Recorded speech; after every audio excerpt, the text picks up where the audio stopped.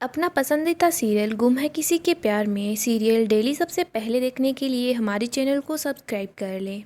Episode की starting में हम देखते हैं सई दौड़कर नील के पास जाती है। वो बोल रही होती है, पुकी बाबा आपको क्या हो गया, आप उठ क्यों नहीं रहे? देखो उठो ना, मैं आपके लिए चॉकलेट लेकर आई हूँ। पता नहीं परी मामा भी बिना कुछ बोले ही कहीं चली गई है। हम देखते हैं घर के सब लोग काफ़ी ज़्यादा अपसेट होते हैं। इधर सभी गणपति बप्पा से प्रे कर रही होती है। वो बोल रही होती है, पता नहीं मुझे आज ऐसा क्यों लग रहा है, आप मुझसे बहुत ज़्यादा नफरत करते हो। बप्पा आप हमेशा मुझसे मेरी खुशियाँ छीन लेते हो। बप्पा नील को कुछ मत होने देना, मैं आपसे वादा करती हूँ मैं नील से बहुत दूर चली जाऊँगी। नील से क्या, उस हर इंसान से दूर चली जाऊँगी जो मेरे पास है, क्योंकि मेरे पास होने से उनको तकलीफ़ होती है। सही बोलती है, पुकी बाबा क्या आप भी पापा की तरह स्टार बन जाओगे? प्लीज़ ऐसा मत करो, आप जल्दी से उठ जाओ। मैं और क्यू बेबी भी आपकी फैमिली है ना, तो आपको हमारा ख्याल रखना है। अगर आप स्टार बन जाओगे ना तो मैं भी आपके साथ स्टार बन जाऊँगी। सही बोल रही होती है, मैं चली जाऊँगी पुकी बाबा। तभी नील सई का हाथ पकड़ लेता है। हम देखते हैं नर्स जल्दी से डॉक्टर को बुला लाती है। सब लोग बाहर आ जाते हैं। इधर हम देखते हैं भक्ति सवी के पास आती है। भक्ति सवी को बताती है कि श्रीचंद ने अपने सारे गुनाह कबूल कर लिए। उसने ये भी बता दिया है कि रजत और तेजस्विनी का कत्ल भी उसी ने करवाया था। मैम आप जीत गई हो। सवी बोलती है, भक्ति मुझे बिल्कुल भी खुशी नहीं हो रही। सवी बोलती है, भक्ति ये जीत मेरी अकेली की नहीं है, नील भी मेरे साथ है, उन्होंने मेरा बहुत साथ दिया। देखो जिंदगी भी कैसा खेल खेल रही है, आज उनकी जान खतरे में है। हम देखते हैं तभी वहाँ पर श्री आती है। श्री बोलती है, नील कहीं नहीं जाएगा, वो तुम लोगों के पास ही रहेगा। श्री बताती है कि नील को होश आ गया है, पुकी बाबा को होश आ गया है, अब वो बिल्कुल ठीक है।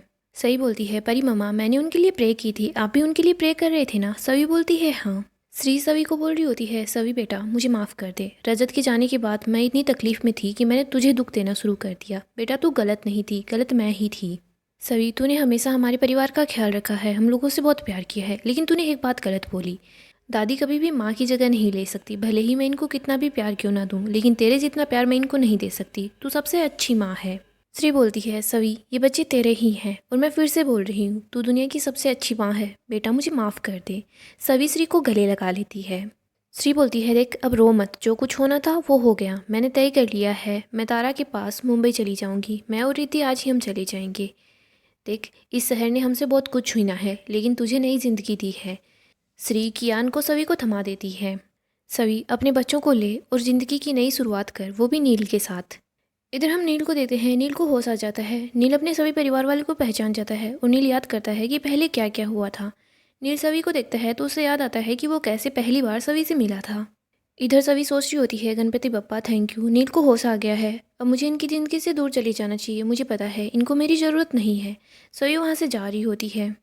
नील को यह भी याद आ जाता है कि कैसे नील और सवी की शादी हुई थी और कैसे सवी इतने दिनों तक नील के साथ थी, नील की पत्नी बनकर।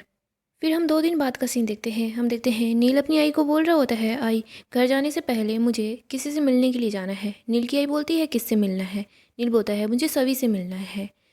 नील की आई बोल रही होती है, नील सभी से तुम्हें क्यों मिलना है? मुझे पता है तुम दोनों वो सिर्फ नाटक कर रहे थे और अब सभी अपने इस परिवार के साथ वापस मुंबई जा रही है। नील जो कुछ हुआ वो बस तुम्हारी ज़िंदगी में एक नया मोड़ आया था, अब तुम्हें अपनी ज़िंदगी में आगे बढ़ना चाहिए, तुम सब कुछ भुलाकर आगे बढ़ो। नील बोलता है, आई वो बस यूं ही मोड़ नहीं आया था, मैंने सभी से शादी की थी और मेरी याददाश्त जाने के बाद सभी मेरे साथ थी, उसने अपना फ़र्ज़ निभाया, वो चाहती तो मुझे छोड़कर जा सकती थी, लेकिन अब मुझे अपना फ़र्ज़ निभाना चाहिए, मुझे सभी से बात करना चाहिए, वो इस रिश्ते को नाम देना चाहती है या फिर नहीं। आई अगर सभी हाँ बोलेगी तो मैं हमेशा उसके साथ रहूँगा, लेकिन अगर वो ना बोलेगी तो मैं उसके रास्ते से अलग हो जाऊँगा। प्लीज़ आई मुझे एक बार सभी से बात कर लेने दो। इधर हम सभी और पूरी फैमिली को देखते हैं। वो लोग शहर छोड़कर जा रहे होते हैं। श्री बोलती है, इस शहर में हम अब नहीं आएंगे, हम वापस चलते हैं, अपने घर चलते हैं। सभी बोलती है, एक मिनट हम कुछ भूल रहे हैं। सभी रजत की पिक्चर लेकर आती है और वो बोलती है, अब हमारी फैमिली पूरी है। हम देखते हैं नील भी वहीं पास में ही होता है। श्री बोल रही होती है, चलो हम लोग चलते हैं। नील सोच रहा होता है, सभी ने अपना फैसला ले लिया है और मैं उनके फैसले की इज्जत करता हूँ। सही बोलती है, परी मामा पुकी बाबा कहाँ पर है, वो हमारे साथ नहीं जाएंगे? सभी बोलती है, नहीं वो हमारे साथ नहीं जाएंगे, वो यहीं रहेंगे, हम अपने पुराने घर में चलेंगे, लेकिन मुझे इतना पता है जब भी आपको अपने पुकी बाबा की ज़रूरत होगी ना तो वो आपके पास आ जाएंगे। सभी और घर के सब लोग गाड़ी में बैठ जाते हैं। इधर नील सभी को ही देख रहा होता है। सभी मिरर में नील को देख लेती है। नील सभी को सैल्यूट करता है। सभी बोल रही होती है, मैं अभी आई। सभी नील के पास जाती है। सही वहाँ नील को देख लेती है। वो ज़ोर से आवाज़ लगाती है, पुकी बाबा। सही बहुत ज़्यादा खुश हो जाती है। नील सभी को बोलता है, क्या हुआ, आप जा नहीं पाई? सभी बोलती है आपको अलविदा कहे बिना कैसे जाती। नील बोलता है प्लीज़ मत जाइए, यहीं रुक जाइए। ज़िंदगी में मुसीबतें तो बढ़ती ही रहेगी, अगर साथ रहेंगे तो मिलकर मुसीबतों का सामना कर लेंगे। मैं ख्याल रखूँगा आपका और आपके बच्चों का मरते दम तक। सभी बोलती है आप सही बोल रहे हैं, जब तक ज़िंदगी है तब तक मुसीबतों का सामना तो करते ही रहना होगा। हमें इन मुसीबतों के पीछे कोई एक ऐसा इंसान मिल जाता है जो हमेशा हमारा साथ देता है। आपने इन मुसीबतों में मेरा इतना साथ दिया है ना, उतना शायद कोई भी नहीं दे पाता। नील, मैंने आपसे मदद नहीं मांगी, लेकिन जब भी मुसीबतें मेरे सामने आई थी तो आप मेरे साथ थे, मौजूद थे मुसीबतों का सामना करने के लिए। मैं ज़िंदगी भर आपका एहसान नहीं भुला पाऊंगी, लेकिन मैं आपके साथ ज़िंदगी नहीं बिता सकती। मैंने अकेला जीना सीख लिया है। मैं बस अपने करियर पर और अपने बच्चों पर फोकस करना चाहती हूँ। नील बोलता है मैं सोच कर आया था आप जो फैसला लेगी मुझे मंजूर होगा, लेकिन मेरी एक रिक्वेस्ट है, इस बार मैं अजनबी बनकर नहीं रहना चाहता। हम फ्रेंड्स बन सकते हैं। सभी और नील एक दूसरे से हाथ मिलाते हैं। नील सभी को बोलता है एसीपी सभी ठक्कर अब तो अलविदा बोल दो। सभी बोलती है अलविदा डॉक्टर नील प्रधान।